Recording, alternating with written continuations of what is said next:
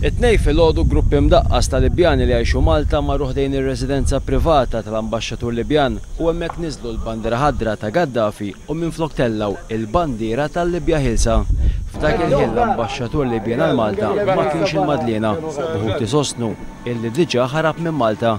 Wara huma ħarqu l-bandiera l-ħadra. L-lum farħanin ħafna ġina hawnhekk id-dar tal-Ambaxxatur u mixi għadaw, asnafu finijad, baddilna l-bandiera.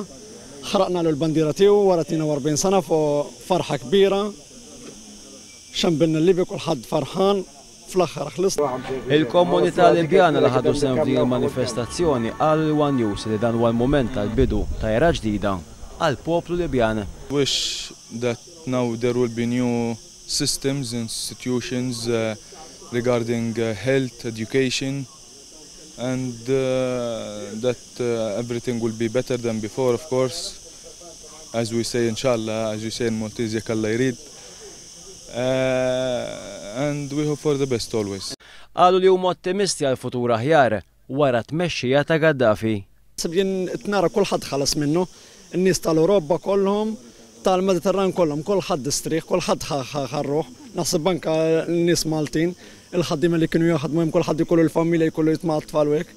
Jien nara kif nara jien l-Ewropa kollha ħalset minnu u d-dinja kollha u bajsa anke l-Arab kollhom ħalsu minnha.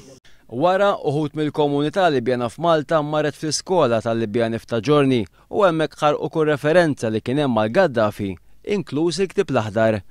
Hawn ukoll huma niżlu l-bandiera l-ħadra u tellaw dik li tissimbolizza il-ħelsien tal-poplu Libjan.